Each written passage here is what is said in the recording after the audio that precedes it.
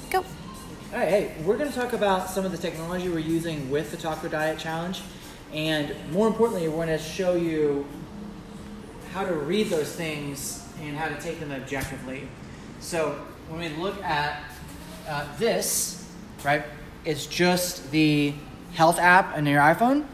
It's like, I don't know if you know where the health app is. It's the health, It's a little heart. hearts, add data, right? You can I see weight every day. the ups and downs. When we look back up to the TV, we can show this is starting and then throughout the week.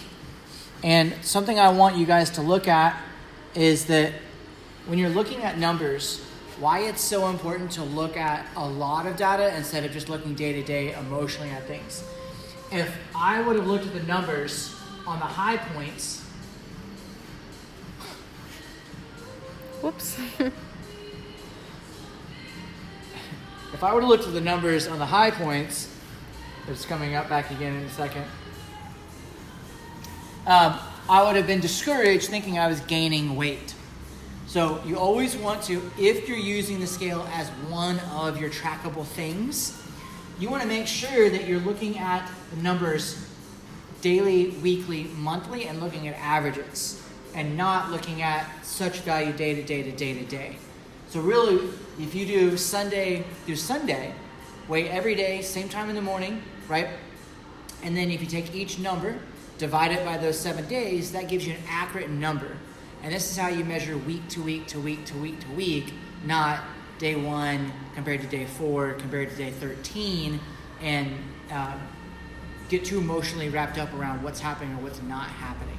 So you just want to stick to your plan and then note and note and note and data. And then once you're done, you can look at it and make adjustments. This up and down is very normal. That's how everybody is. By the way, these ups are the days after lifting. So those are up days in carbohydrates, up days in function, up days in movement, soreness. So I'm not surprised that those next mornings have an increase in weight. All right, now, so don't take the scale into its, for one, don't look at it emotionally if you can. Second thing, look at it over a large period of time, over averages, week 1 compared to week 2 compared to week 3. All right. Now, here, this is the InBody app, right? The InBody app is connected to our InBody scale, which is a 4 points of connection, kind of a body fat, muscle mass type measurement. If you are doing any kind of fat loss or weight loss, you really want to pay attention to everything. We tell everyone that you want pictures, you want measurements, you want tape, you want the scale, and you ideally want percent body fat as accurate as possible so that you can really understand what's happening. One thing I want to look at is percent body fat went down almost 0.5% in 7 days. That is really fast. That's too fast almost, right? I want you to look at basal metabolic rate. Basal metabolic rate, right? That is the number, if I were to lay down on the ground and survive as a human, that's how many calories my body would want to consume optimally to make sure that everything was working great and high function. In a thriving, not surviving, which is difference there. When you look at these numbers, percent body fat and weight, when you look at this metabolic rate, this is normal. This is what happens every time. So when people do, you ever feel like when you're doing like dieting or you're restricting your calories or you're paying attention to things, how your energy gets lower? It's because literally your body is down regulating. And this is normal. This is how just the body reacts. So as you diet, the longer and longer you diet, the harder and harder it gets. That is completely normal. That's how the body works. When you look at basal metabolic rate and you look at percentage droppage, that's also why you want to look at the rate of loss and that how much time you spend in losing consistently. It's never good to go 12, 14, 16 weeks past those 12, 14, 16 weeks and continue dieting because you start tanking this metabolic rate being metabolism. That's why it's always good to think about, I'm going to work for 8 weeks, I'm going to maintain for 4 weeks. I'm going to work for 8 weeks, I'm going to maintain for 4 weeks. And diligently working consistently, diligently being maintaining for 4 weeks if you have a body composition or weight goal. So work as in dieting, kind of watching your food more for 8 weeks, and then Right. If you're taking a 90% approach to, all your food, and then maintenance is an 80% approach, or for the 4 weeks. right, for those 4 weeks, instead of a off-on, right? Now let's look at the next page. Weight, muscle mass, fat mass. Lots of things here. For one, here we go. If the weight is down 3.5 pounds, there's a 1 pound change in muscle mass, 1 pound change in fat mass. Where did the other pound go? Well, just poof, vanish into nowhere. Vanish into right? thin air. More than likely, that's water. Right? So even though weighing myself consistently the same time of the day, every day, drinking consistent water, the way your body wants to move water in and out can be part of that number. That, again, back to why the scale shouldn't be the only thing you're looking at, because changes in water, changes in the temperature outside can change how much your body holds onto water. Salt intake, and there's so many variables. So another reason to look at everything, right? We took pictures, we took measurements, tape measure, as well as this kind of fancy scale and regular scale weight. Body fat mass, that is more than half a pound. That is over a full pound, right? In body fat mass. Think about that for a second. If you ever bought a pound of bacon, think that has been removed off my body in 7 days. That is way too fast, because like most of us, we try really hard in the beginning, the first week, and we're gung-ho, we're motivated, and we're starving the entire time, and then we rebound. So this is telling us that I'm losing quickly. Now, if you look at muscle mass, that has also went down. That tells me a few things. That tells me, one, that my calories were too low. Two, I didn't do enough actual strength and muscle work when I was training, right? I did a good heavy strength workout, an easy cardio day, and then kind of a short muscle day once or twice. So I need to make sure I'm bumping up my strength training workouts to maintain the muscle while I'm dieting. Maintaining muscle is super important. One, that's the sexy stuff, right? Two, it makes us stronger, more durable. It makes lots of things better in life. It increases our length of life. We want our muscles. That's our number one priority, is keeping our muscles.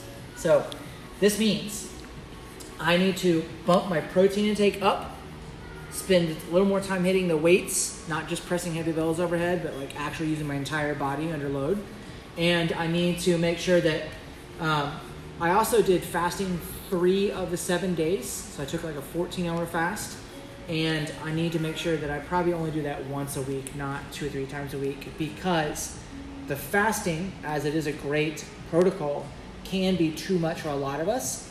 And if we're losing weight fast, or we're losing it over and over again, but we're losing our muscle as well as fat, it's kind of am I trying to be a smaller human, or am I trying to be a leaner human? Big difference between small person, lean person. Do I want to be small, weak, fragile, and in pain and incapable of doing cool stuff? Or do I just want to be a less fat version of myself? Less fat version, right? That's what we all want. Less fat version. Yeah, right? that's a good way to put it. Yeah. Lean, Yeah. Okay. Yeah. So the 3 apps we've been using: InBody app, right? Or going somewhere and getting your body fat done accurately. And then the last thing, we'll look back over to my phone, which this will disappear. It's just the third thing is MyFitnessPal. So Danielle is using MyFitnessPal. Now, I'm not tracking anything. I'm not doing any meal prepping. I'm not, but this is very intuitive, and I'm actually using my hunger level as my guide. So I'm trying to stay at a level 6 or 7 hungry all the time. Not starving, not full, but just kind of hungry. And as long as I kind of stay hungry, I know that my body, and I know that I'm not overeating, which is a good rule of thumb. Right. Tell them why I'm counting. Okay. A little more than what you would be doing. Yeah. So MyFitnessPal, and in counting, I think counting is great. Ish counting. Ish counting, right? I think it's great in phases. I do not think that it's healthy for people to count long term. I think that we need to be able to evolve past counting. So if you think about the entire process, create habits, sleep, stress, daily movement, quality of food, vegetable intake, all that world. We kind of get a good grasp of that.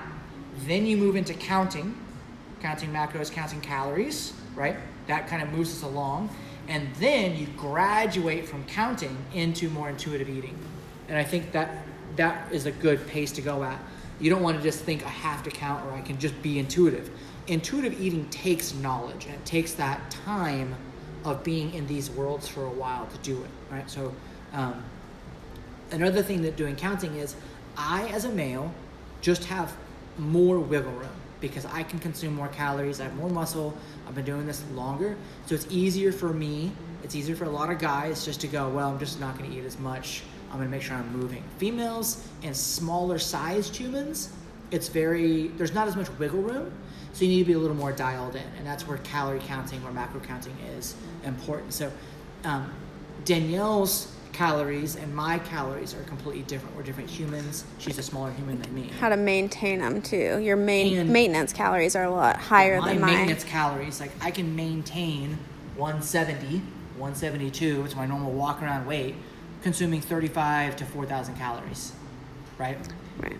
Danielle, 2,700 calories, right? And that's only because she spent time creating a healthy metabolism and creating healthy habits with food. A lot of other people, it may be much, much lower. So using MyFitnessPal or using a tracker can help you. They're inaccurate, but as long as you're using them consistently, they can tell you and paint you a story of what's happening. And that's a big deal, right? So if it says 1,800, it may not actually be 1,800, but if you're inputting the same things consistently and you're looking at the scale weights consistently and you're saying, okay, 9 days in a row, 1,800 calories. 9 days in a row, here are my scale weights. And now look at my averages. Where am I really at? What's happening with my body? And being honest about what that is, because if it's 18, 18, 18, I forgot to put in 4 different meals on the weekend, and then I forgot to be on the scale, and you come back, I'm only eating 1,800 calories. It's not working. Well, we're not being honest with ourselves, right? And look, we got to be honest with ourselves. There's just no way around it. You got to know the numbers. Just like if you're running a business, right? I can't just guess what's happening. I have to know what's happening to make adjustments. Right. So those are 3 apps. InBody, your heart health, the app inside your iPhone. On your phone. And MyFitnessPal. Yep. Right.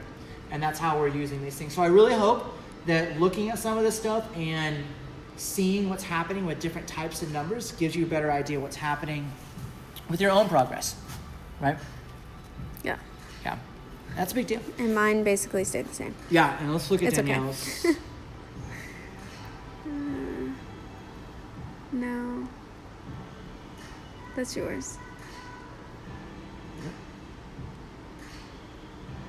Oh, that's all that's on there. Oh. Whoops. Oops. There. I don't know where Danielle's went. We lost it. Yeah. It's somewhere. okay. It's vanished. It's vanished. But so Danielle's numbers have been pretty much constant. There's been some ups and downs, but there's not been a huge change, even though she's following all the same rules. And I'm hungry and she's all hungry the time. And all those things. But there's been 2 caveats. 1, time of the month. 2, gut health. This is why things are not simple. Right? It's just not simply 1,800 workout every day. Tacos jacking me up. Yeah. So quality of food can play into whether or not our body is wanting to be optimal enough to move fat. Right? If you're in a high stress environment, it doesn't matter what your calories are, your body's not going to lose fat. And I have probably tried to lose weight.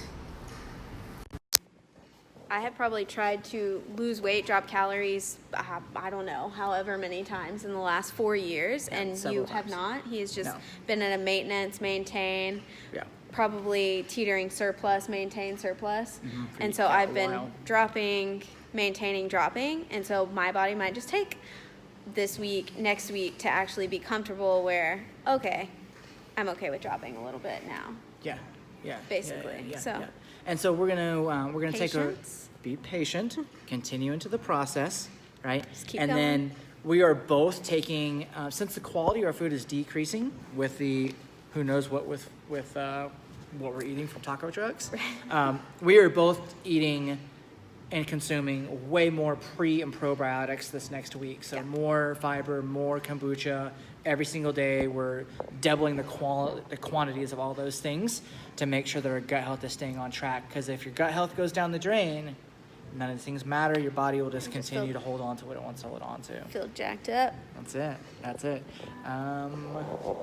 that's about it. Yeah. If you guys have any questions. I know it's kind of like boring, super serious stuff and numbers and apps and stuff. Yeah. We're doing the taco challenge is supposed to be fun. It's supposed to be look at us eating tacos and we're enjoying it because we get to try these new places out. But this is the other side of it, and this is why we're doing it. Right. So you can still make progress while eating tacos. See progress. Yeah. With the absence of the process of good and bad food. That's our number one goal, right? Is to teach everyone there are no good, there are no bad foods. There's just optimizing all of the pieces to make sure you're in the right direction. That's all it is. Yeah. And that's what we want to prove, and we want to show to you guys that it's possible. It's possible to enjoy life. You don't have to do crazy cardio sessions every day of the week to lose fat. You don't have to do all these things we think we have to do. You don't have to count all the time. It's all about learning the principles and the habits, and then being consistent and persistent over time, and then keep going, right? Yeah. That's it. If you have any questions about this stuff, please let us know. Drop it below. If you're not following the Taco Challenge, we're posting every single day. Hashtag Prevail Taco Diet. We're posting full videos on YouTube every day. Every day. So look up our YouTube channel, Prevail Strength and Fitness, and you'll see more stuff, more behind the scenes stuff, as well as some of this boring things. Yeah. And then, as of now, it's day 9, and we're gonna go to. I think we're going Big Truck Tacos. Big Truck Tacos. Yeah. So see our post later on today. Yeah. See you guys. Bye.